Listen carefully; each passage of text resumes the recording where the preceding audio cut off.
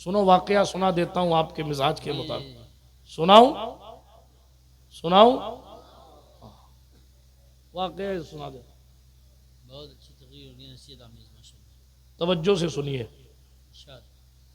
एक अल्लाह वाले हैं, उनका नाम है हजरत कुतुबुद्दीन बख्तियार काकी। सुभान अल्लाह। कलाम मजीद पढ़ने के लिए बचपन में निकल पड़े। सुभान अल्लाह। किन किन की बातें सुनाऊं आपको? खिदमत की बात आई है। अल्लाह वाले ख्वाजा बाकी बिल्ला सुभान अल्लाह। सिलसिला नक्शबंदिया के बहुत अजीम बुजुर्ग हैं। बेशक। हजरत शेख मुजद्दिद अल फैसानी के पीरो मुर्शिद हैं। जी बेशक। दिल्ली में आपका मज़ार है, बेशक। बहुत कम लोग जाते हैं। जिसका मुरीद ही मुजद्दिद अल फैसानी हो, सुभान अल्लाह। वो खुद कितना पावरफुल होगा। जी बेशक। लेकिन उनकी जवानी का दौर था तो उन पर उलमा ने लिखा कब्ज तारी हो गया। क्या कब्ज से मुराद सूफिया की जबान में पेट खराब होना नहीं है। जी। कब्ज तारी होने का माना यह है, इस गांव का नाम क्या है? दीपपुर। भूल जाता।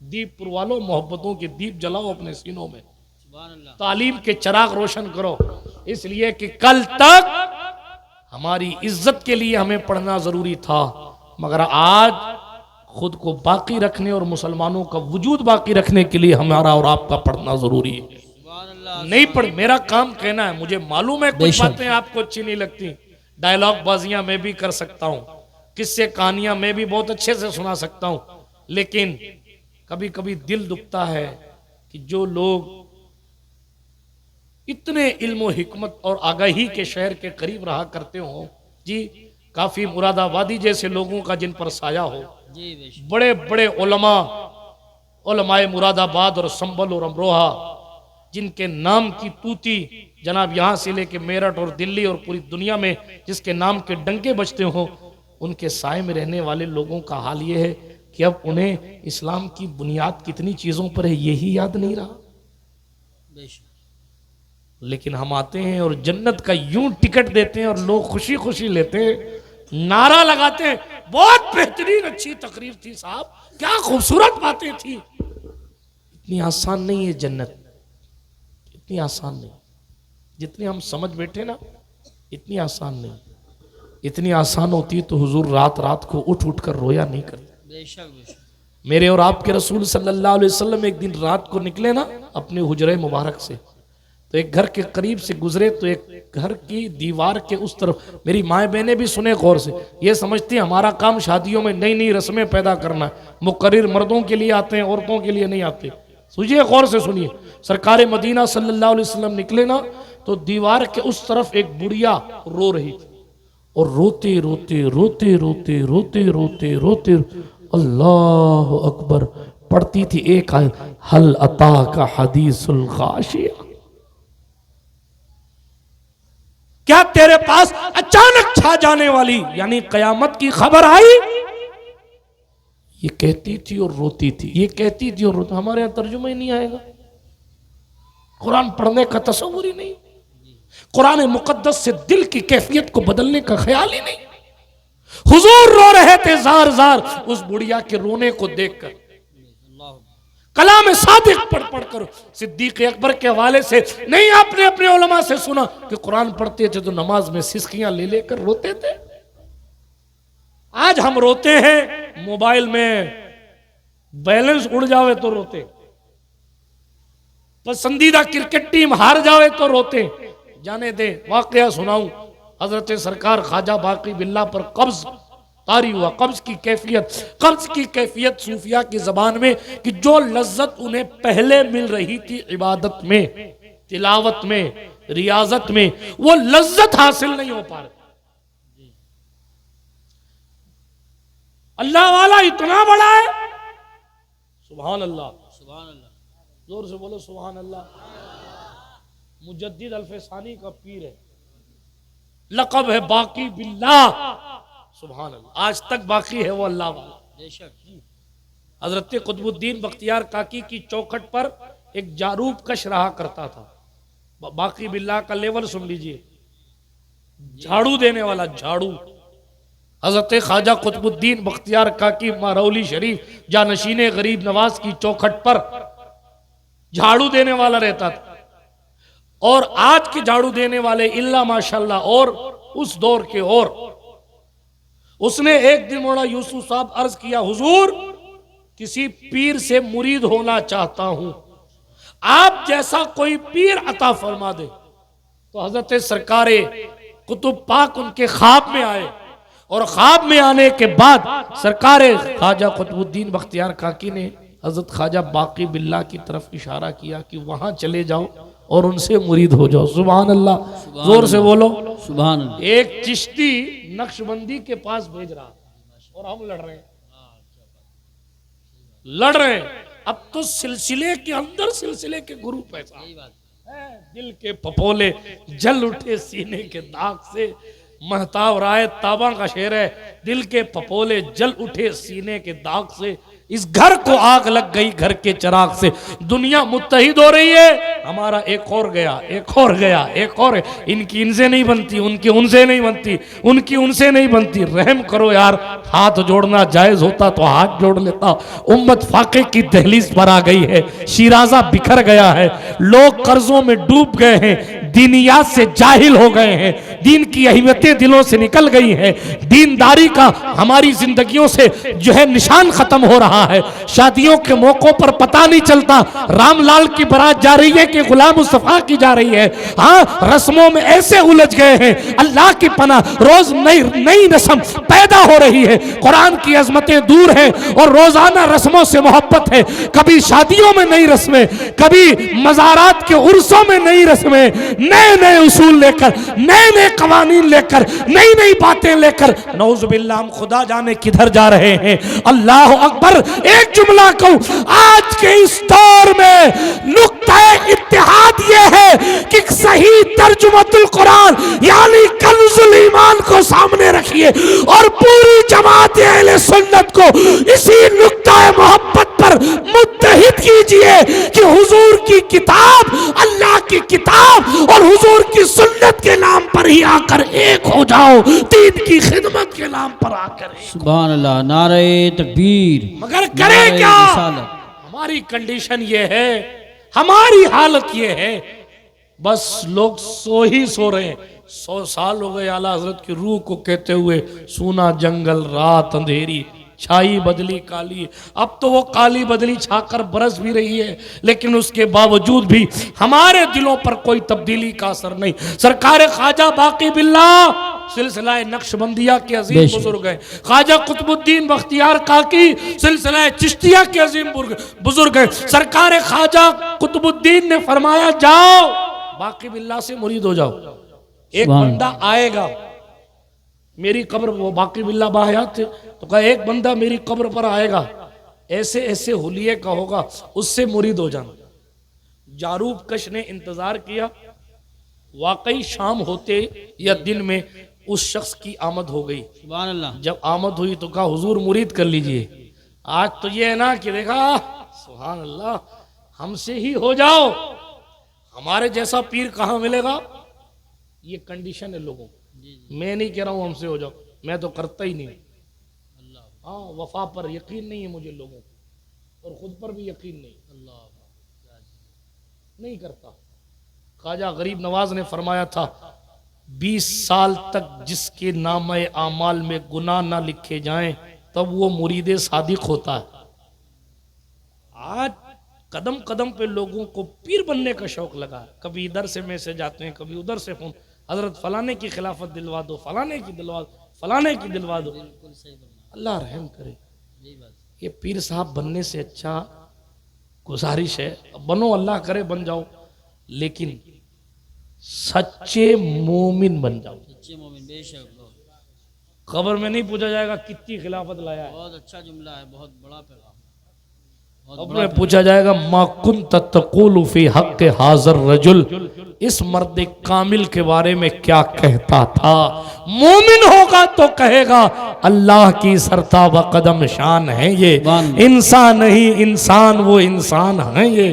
कुरान तो ईमान बता, इन्हें वो ईमान ये कहता है मेरी जान है ये। सुभान हजरत ख्वाजा बाकी बिल्ला जैसे लोग थे साहब, शेख मुजद्दिद लोग जिसकी जैसे लोग जिनके मुरीद हों, उनके पास ये जारूब कश गया, हुजूर मुरीद कर लीजिए। कहा नहीं, वो किसी और के बारे में आपको इशारा हुआ होगा, मैं वो नहीं हूं। ऐसा कह के अपना दामन बचा के निकल गए, अल्लाह अल्लाह। दामन बचा के निकल गए। और ऐसी हकीकत का माहौल क्रिएट किया कि वो झाड़ू लगाने वाले को यकीन हो गया कि हाँ शायद ये नहीं है वो। आज भी ये होता है, आज लोग तलाश कर रहे हैं ऐसा, अल्लाह वाला मिलता ही नहीं है। मिलेगा, बायजीद बुस्तामी तो नहीं मिलेंगे, लेकिन तड़प सच्ची हो तो मिलेगा। बेशक सुभान। लेकिन एक बात कहूं, बुरा लगे तो माफ करना, हम ईद के लिए कपड़ा देखने तो 3-4 दुकानों पे चले जाते हैं, मगर जन्नत के लिए पीर देखने के लिए 3 खानकाह में भी नहीं जाते। सही बात। हजरत वो आ गए थे, इसीलिए हमने उन्हीं का दामन पकड़ लिया। जान ये दूसरी दूर चली जाएगी बात, लेकिन दोस्त बगैर मेहनत के अच्छा कपड़ा नहीं मिलता। वो किस्मत है कि कभी कभी एक ही बार में अच्छा कपड़ा मिल जाता है, सही बात। इसी तरह तकदीर है कि कभी कभी एक ही बार में बहुत अच्छा पीर मिल जाता है। लेकिन बगैर मेहनत और मशक्क़त के मंजिल इतनी आसानी से नहीं मिलती, बड़ी कठिन है डगर पनघट की। अब ये जारूब कश साहब ने समझ लिया है नहीं, मामला नहीं है। फिर ख्वाजा कुतुब से अर्ज किया, हुजूर वो आए नहीं। तो सरकार ख्वाजा कुतुब ने फिर ख्वाब में आकर फरमाया, सुभान अल्लाह, कब्र वालों से ऐसी बात होती थी। सुभान अल्लाह माशाअल्लाह। फरमाया वो जो दामन छुड़ा के गया है ना, कि मतलब किसी और के बारे में इशारा हुआ होगा, मेरा वो मनसब नहीं है, ये वही था। सुभान अल्लाह सुभान अल्लाह। उन्हीं से मुरीद हो जाओ। माशाअल्लाह। जब सरकार ख्वाजा बाकी बिल्ला वापस आए, अब की बार बाबा ने पकड़ लिया, हजरत मुरीद करो। कहा नहीं, मैं तो मुनकसिरुल मिजाजी दिखाने लगे। नहीं, अब वो सब क्लियर हो गया है, आप ही हैं बहरहाल मुरीद। आप अंदाजा कीजिए, गरीब नवाज का जानशीन अपनी चौखट के खादिम को जिससे मुरीद होने के लिए कहता है, वो कितने बड़े लेवल का पीर होगा। सुभान अल्लाह। लेकिन उसके बावजूद उनकी कैफियत ये हुई कि उन पर कब्ज तारी हो गया, यानी लज्जत वो न मिल रही थी जिक्रुल्लाह में जो पहले मिला करती थी, इबादत में वो मजा ना आ रहा था जो पहले आया करता था, कशिश वो नहीं पा रहे थे जो पहले। कई दिन गुजर गए, दीपपुर वालों इसी माहौल में बड़े परेशान, क्या करें क्या करें क्या करें। तो एक दिन किसी ने कहा आपके पड़ोस में मदरसा है? कहाँ है? कहा उस मदरसे में चले जाओ। बोलो सुभान अल्लाह। सुभान अल्लाह। और कुछ मीठा शीरनी वगैरह लेकर जाना, ठीक, तलबा में तकसीम करना।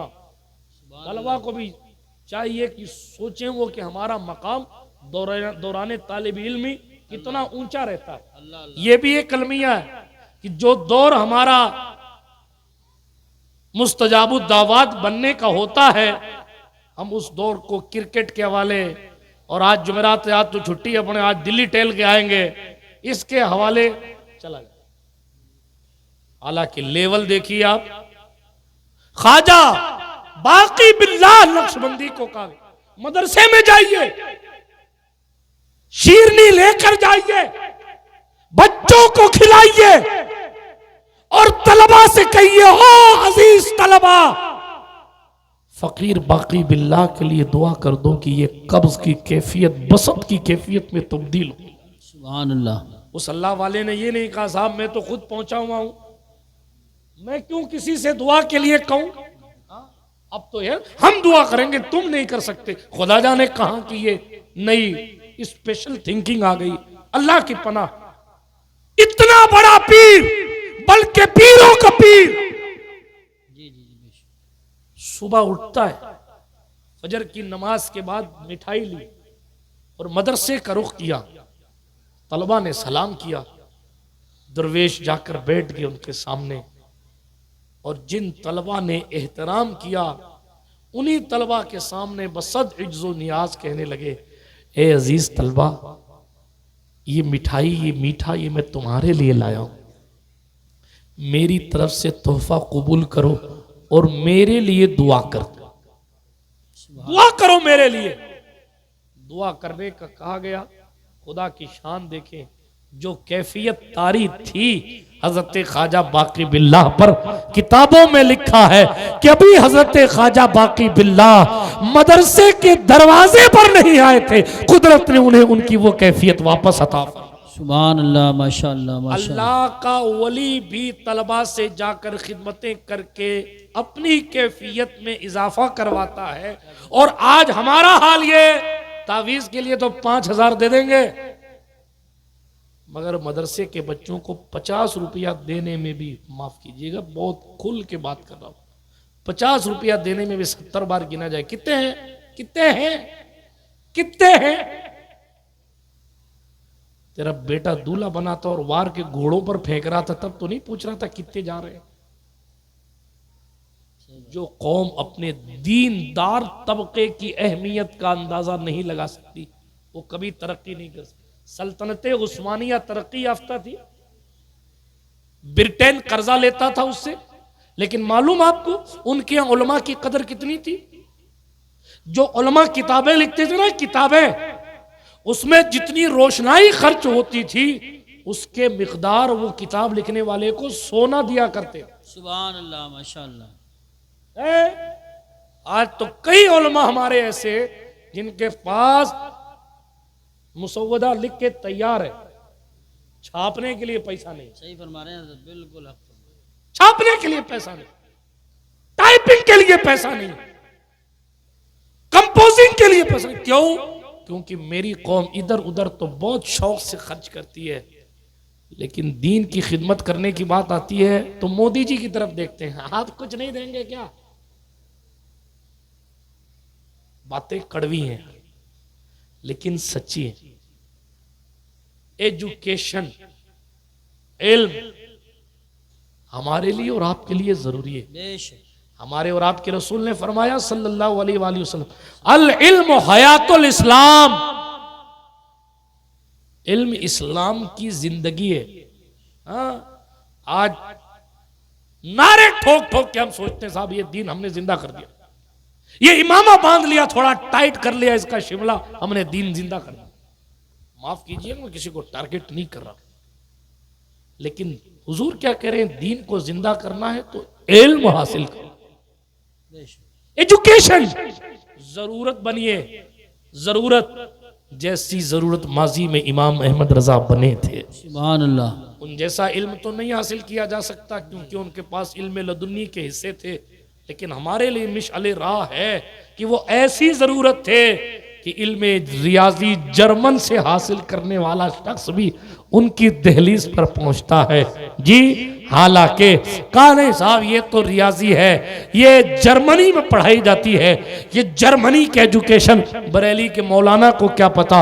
एक तो पहली बात वो मौलाना है, दूसरी बात जनाबे वाला ये जर्मनी की एजुकेशन, मैं उनके पास क्यों जाऊं। लेकिन हजरत सैयद सलमान अशरफ बिहारी रहमतुल्लाह अलैह ने फरमाया, नहीं प्रोफेसर साहब एक बार जाकर तो देखो, शायद तुम्हारा मसला हल हो जाए, जर्मनी का खर्चा बच जाए। लेकिन वो जर्मनी में एजुकेशन हासिल करने वाला शख्स जब अपना एक सवाल लेकर इमाम अहमद रजा मुहद्दिसे बरेलवी की दहलीज पर पहुंचा है तो अहले सुन्नत के इमाम यानी इल्म हुनर के पहाड़ ने उसको ऐसा तशफ़ी बख्श जवाब दिया है कि प्रोफेसर साहब गए तो बड़ी मुश्किल से थे, लेकिन जब गए तो इमाम अहमद रजा के होकर रह गए और कहा हुजूर वाकई आपने मेरे दिल के सवाल का जवाब दे दिया, मुझे तसल्ली हो गई, तशफ़ी हो गई।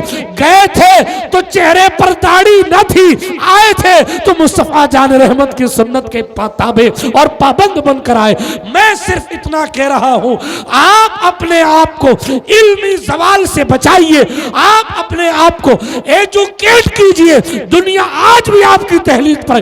जनाब ये उलमा सफर करते हैं, इनसे पूछें, लोग इतने प्यासे हैं कि आज भी ट्रेनों में पूछते हैं तुम्हारा इस्लाम इस टॉपिक पे क्या कहता है, तुम्हारा इस्लाम इस टॉपिक पे क्या कहता है। हमें क्या पता, हम तो ख्वाजा वाले से हम तो सब गरीब नमाज करके आ जाते हैं। गरीब नवाज खाली इसलिए आए थे कि आप आइए और पैदल चल के आइए और जनाबे वाला 200 फीट की चादर लेकर आइए और लंगर पेश कीजिए और वापस चले जाइए। गरीब नवाज ने कुरान सुनाया लोगों को। सुभान अल्लाह। गरीब नवाज ने कुरान सुना, इतना कुरान उनको आता था। उनके पीर ने जब मुरीद किया था, तो पूरे सूरे बकरा की तिलावत करवाई जी।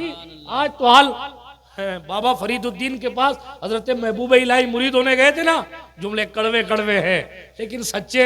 आज का हाल क्या है कि पीर साहब को इल्ला माशाअल्लाह कह दिया जाए, हजरत जरा सूरे मुजम्मिल शरीफ सुना दीजिए, मखारिज के साथ देख के सुना दीजिए। हमारा काम नहीं है, हमारा काम नहीं, हमारा काम है। हम तरीकत वाले लोग, जहालत का तरीकत, क्या वास्ता, क्या हो गया। अच्छा, हमारी पब्लिक भी ऐसी है, वो समझते हैं थोड़ा सा बेहतरीन चिश्ती रंग का किसी का जुब्बा हो, इमामा हो, एक से जायद अंगूठियां हो, जुल्फें थोड़ी सी लहरा रही हो, वाकई फकीर लग रहा। इसको फकीरी कहते हैं। गौस पाक से किसी ने कहा हुजूर फकीरी क्या है? गौस पाक ने फरमाया भूखों को खाना खिलाओ, ये फकीरी है। वाह वाह वाह वाह, सुभान अल्लाह, सुभान अल्लाह। हम समझते हैं जिसका लिबास मैला है, गंदा वंदा रहता है, वही बस अल्लाह वाला। मैं ये नहीं कहता कि अल्लाह वाले गंदे नहीं रहते, बज़ाहिर रहते होंगे, लेकिन हमने पहचानने के तरीके ही बदल दिए और कोशिश भी नहीं करते। औरंगजेब आलमगीर को एक किला फतह करना था जी, किला, और उसकी यह आदत थी कि वो हर मुहिम से पहले किसी फकीर से दुआ लेके जाता था। इधर हैदराबाद इलाके का कोई किला था, बड़ी मेहनत की नहीं फतह हुआ, बड़ी कोशिश की नहीं हुआ, तो फकीर के पास गया कि हो ही नहीं रहा, आप दुआ करें। तो अल्लाह वाले थे, पहले तो उन्होंने तसल्ली दे दी थी, लेकिन बाद में उन्होंने कह दिया नहीं भाई साहब, बादशाह साहब, ये मेरा इलाका विलायत नहीं है, वहाँ की कुतुबियत किसी और के पास है, लिहाजा तुम्हें उन्हीं से मिलना होगा, उस इलाके के कुतुब दुआ करेंगे तो काम बनेगा। तो कहा हुजूर वो कौन है? कहा वो मैं नहीं बता सकता, तलाश करो। कहा क्या निशानी है? कहा निशानी ये है कि जहां से वो वुजू करके उठेंगे, जिस नदी पर भी वो नदी के किनारे, हौज के किनारे वुजू करके उठेंगे, तो जैसे ही वो उठेंगे ना, जिस पानी से वो वुजू कर रहे होंगे वो पानी ऑटोमेटिक गर्म होगा। ये निशानी है। अब बादशाह अवाम का लिबास पहन के हर फकीर दिखने वाले शख्स के पीछे दौड़ता रहा, किसी को वजू करता देखता तो बादशाह देखता कि भैया पानी गर्म है कि नहीं। इस तरह कर करके खुदा जाने कितने दिन उसने सर्फ किए, खर्च किए, लेकिन कोई मिला नहीं। एक दिन उसकी किस्मत का सितारा बेदार था। बादशाह ने देखा एक फकीर वजू कर रहा है, वजू करके जैसे उठा, पानी को हाथ लगाया, बादशाह ने तो पानी गर्म महसूस हुआ, पानी को छोड़ा, फकीर के पीछे भागा। सलाम अलैकुम। वालेकुम अस्सलाम। मैं गुजारिश करना चाहता हूँ। क्या गुजारिश करना चाहते हो? मुसलमान किले को फ़तह करना चाह रहे हैं, वो फ़तह नहीं हो रहा है, लिहाजा आप औरंगज़ेब आलमगीर के लिए दुआ कर दीजिए कि ये किला फ़तह हो जाए। उस दुर्वेश ने कहा तुम किसी और आदमी के पास आ गए हो, औरंगज़ेब तुम किसी और आदमी के पास आ गए हो, जाओ तलाश करो, कोई और होगा। वो भी औरंगज़ेब था। उसने कहा नहीं आप दुआ करें, मैंने आपको पहचान लिया है। कहा नहीं आपने ठीक नहीं पहचाना, शायद कोई और होगा। तो उन्होंने कहा एक बात कहूँ? कहा मैंने तो पब्लिक वाला लिबास पहना है, अवामी लिबास पहना है, आपको क्या मालूम कि मैं औरंगज़ेब हूँ? जी, आपको कैसे पता कि मैं औरंगज़ेब? ये मेरा इलाका भी नहीं है, मैं यहाँ का बादशाह भी नहीं हूँ, कैसे पता आप? मैं आपको पहचान चुका हूँ। तो कहा ठीक है पहचान लिया, लेकिन मैं दुआ नहीं कर सकता। वो भी औरंगज़ेब था। उसने कहा बाबा अगर दुआ नहीं करोगे ना तो अपने इलाके में कल ऐलान करवाऊंगा कि यहाँ का कुतुब कौन है, फिर भीड़ को आप संभाल लीजिए। क्या लोग थे कि शोहरत से भागते। हम लड़ रहे हैं, हमारी इस तकरीर पे कितने व्यू आए, फलाने वाली पे नहीं आए, हमारे फॉलोअर कितने बड़े, सब्सक्राइबर कितने बड़े, फलाना क्यों। क्या लोग थे। अल्लाह अकबर कबीरा। मंजिले इश्क में तस्लीम और रजा मुश्किल है, जिनके रुतबे हैं सिवा उनको सिवा मुश्किल। औरंगजेब ने कहा बाबा अगर दुआ नहीं करोगे तो तुम्हारी विलायत का चर्चा कर दूंगा, और आप ये जो छुप के घूम रहे हो, ये छुप के जी नहीं पाओगे। ये जो कुतुब बनकर भी खुद को छुपा के कोने कोने में छुप छुप कर इबादत कर रहे हो, नहीं छुप पाओगे। ऐलान करा दूंगा। औरंगजेब का हाथ पकड़ा, कहा बादशाह ऐलान न कराना, फकीर दुआ करता है, कल हमला करना, कल से किला तेरा हो जाए। सुभान अल्लाह, माशा अल्लाह, माशा अल्लाह, क्या बात है। मगर हम कितनी मेहनत कर रहे हैं, क्या कहने हैं। किस एंगल से आपको समझाऊं कि अपने ठीक ट्रैक पे नहीं जा रहे। ठीक ट्रैक क्या, इन्ना हाज़ल कुरान यहदी लिल्लती हिया अक़वम, बेशक कुरान की तरफ आइए। कुरान आज अमेरिका में, दुनिया कुछ भी माहौल बनाए, मगर सर्च कीजिए, गूगल कीजिए आप, वरना मेरे पास आइए, बताऊंगा आपको। हर महीने में कई लोग मुसलमान हो रहे हैं अमेरिका में, बेशक अल्लाह के फजल करम से। और किस चीज से, किस चीज, करामत से नहीं हो रहे। इसका मतलब ये नहीं कि करामत हक नहीं है, माज़अल्लाह, वो हो रहे हैं कुरान की सच्चाई से। सुभान अल्लाह, माशा वो कुरान पढ़ रहे हैं, कुरान पढ़ रहे हैं, और कुरान पढ़कर वो ये कह रहे हैं। एक बात, तर्जुमा पढ़ते हैं तो लगता है मेरा अल्लाह मुझसे ही बात कर रहा है। ए ईमान वालो, अल्लाह से डरो और सच्चों के साथ हो जाओ। हाँ, उतरी तो साहबा के लिए थी, लेकिन लग रहा है बात हमसे की जा रही है। अल्लाह अकबर कबीरा। बिरादरान मिल्लत इस्लामिया, बातें तो बहुत कुछ हैं करने के लिए, मगर ए रज़ा, हर काम का एक वक्त है। गुफ्तगू का लुब्बे लुबाब ये है कि कुरान सही पढ़ना सीखिए, यह आपकी हमारी दीनी जिम्मेदारी है। अपनी औलाद को कुरान पढ़ना सिखाइए, अपने मकातिब को मजबूत कीजिए।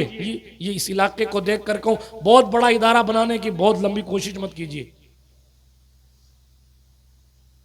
एक ही इदारा इलाके में बहुत बड़ा रहने दीजिए, मकातिब पे जोर दीजिए। मकतब, मैंने बड़ौदा, बेंगलोर, हुबली, हिंदुस्तान के अलग अलग खित्तों में देखा है कि वहां हजरत सुबह 7 बजे से लेकर रात 11 और 1 बजे तक मकातिब चल रहे हैं स्कूल की तर्ज पर। और हम समझते हैं हम क्या मकतब चलाएं। एक भाई अफ्रीका रहते थे, मौलाना साहब, वो अफ्रीका छोड़कर गुजरात के एक शहर में आए और वहां जनाबे वाला उन्होंने मकतब कायम किया। और मकतब कायम करके इतना उनका मकतब बढ़ा कि 20 से ज्यादा स्टाफ उनके पास मकतब पढ़ाने के लिए। सुभान अल्लाह, माशा अल्लाह, मारुति वैन लगी हुई है मकतब पढ़ाने के लिए। बच्चों के स्कूली सेशन के हिसाब से उन्होंने चंद घंटे की ही तालीम रखी ताकि वो स्कूल भी पढ़ सके, मकतब में भी आ सके। और उनका गुलशन लहलहा रहा है। स्कूलों की तर्ज पर कर्नाटक के इलाकों में, चूंकि वहां का अंदाजे तालीम हमारे यहाँ आ नहीं पाता, दूर पड़ जाता है, कई एक इलाकों में ऐसा है स्कूलों की तर्ज पर मकतब चल रहे हैं। मीन्स जरूरी अकायद, दीनियात, कुरान सही पढ़ना सीख लें, उर्दू और इमला ठीक कर लें। हर मकतब में आने वाला शख्स तालिब इल्म दारुल उलूम की जीनत बनकर बुखारी शरीफ पढ़ने पढ़ाने नहीं जाता। सही बात, बहुत से मकतब पढ़ने वाले ऐसे होते हैं जो बचपने में अपनी अम्मी और अपने अब्बू के कहने पर साल 2 साल 5वीं तक 7वीं तक मदरसे में आते जाते हैं। उसके बाद कोई डॉक्टर बन जाता है, कोई प्रोफेसर की तरफ चला जाता है, कोई बिजनेस की तरफ चला जाता है। मगर मुसलमानों का अक्सर हिस्सा मकतब पढ़ता है। तो उसी मकतब में थोड़ा सा अमेंडमेंट करके मस्जिदों के बाहर या मस्जिदों के अंदर, गांव में बड़े बड़े खेत होते हैं, जमीनें होती हैं, बड़े बड़े हॉल होते हैं, वहां मकतब पढ़ाने के लिए मुदर्रिसीन रखिए। मकतब पढ़ाने के लिए क्या करना है, सिर्फ उर्दू पढ़ाइए, उर्दू लिखना सिखाइए, अरबी तजवीद के साथ पढ़ लें, क़िरात के साथ कुरान शरीफ पढ़ना आता हो, और जरूरी अकायद जिसको दीनियात का नाम दे, ये 3 चीजें सिखानी। उसके बाद किसी का दिल करे तो बड़े इदारे की तरफ रुख कर ले। हमारा जो हिज़्ब मुखालिफ है ना, अब मैं जाने दें क्या क्या बात करूं, दूसरे मसलक के लोग जहां एक बड़ा इदारा बना लेते हैं, 100-150 किलोमीटर के अंदर दूसरा बड़ा इदारा नहीं होता उनका। और हमारे वाले लड़ रहे हैं, एक गली में इसने बनाया तो वो बनाएगा इधर है? उसने बनाया तो हम भी तो बना सकते हैं, इस तहरीक में बनाया तो उस तहरीक बनाएंगे, वो तहरीक ने बनाया तो वो तहरीक बनाएंगे। छोड़ो यार, रहम करो हमारी जमात पर। क्या हो गया? किन किन हंगामों पर बात करूं, दिल तो जला हुआ है, दर्द भरा हुआ है, लेकिन कहें किससे, करें।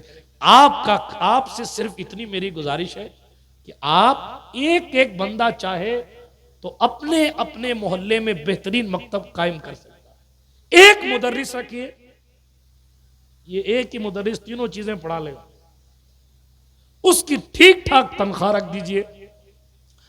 अच्छी तनख्वाह देंगे तो वो इधर उधर नहीं भागेगा, और 4 रुपया दोगे तो 4 रुपया और कमाने के लिए कहेगा यहाँ ट्यूशन पढ़ा लूं और सूरे बकरा पढ़ लूं, वहां जाके तावीज बनाया हूं, वहां क्यों, उसको भी घर चलाना। इसलिए 4 की जगह 8,000 तनख्वाह दीजिए और कहिए हजरत आप सिर्फ हमारे हैं, हमारे बच्चों का जिम्मा आप पर है, हमारी नस्ल अपने अकीदे में मजबूत रहे, ताकि जब हम अपनी कब्र में जाएं तो शबे बरात की रोशनी में ये हमारी कब्र पर आकर फातिहा पढ़ने जैसे हों। ऐसा ना हो कि बहुत कुछ तलाश करने के चक्कर में हमारी नस्ल ईमान से ही माज़अल्लाह हाथ धो बैठे।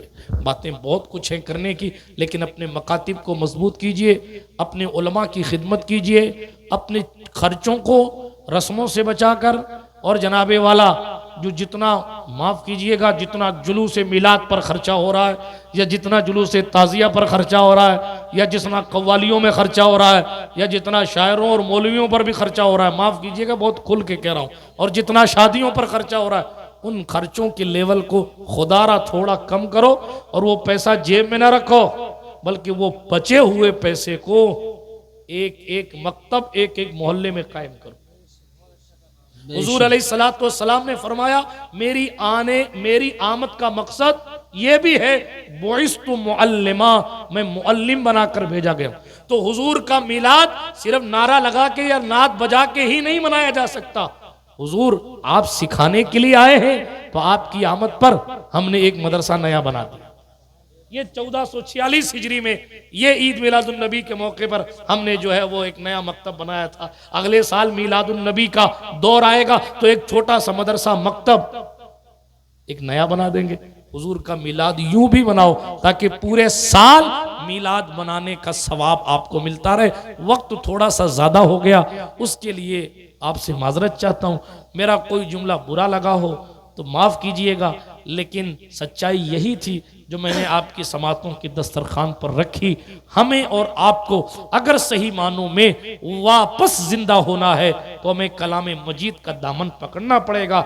इंशाअल्लाह फिर सुरखरू होंगे, और ऐसे सुरखरू होंगे इंशाअल्लाह, ऐसे सुरखरू होंगे कि ईसाई पादरी और यहूदियों के मौलवी भी मुसीबतों में मुसलमान इमाम को ढूंढकर अपनी मर्ज का इलाज तलाश करते इंशाअल्लाह नजर आएंगे। यकीनन दस्तारबंदी वाले तलबा और उनके ऐज़ा मुंतजिर होंगे।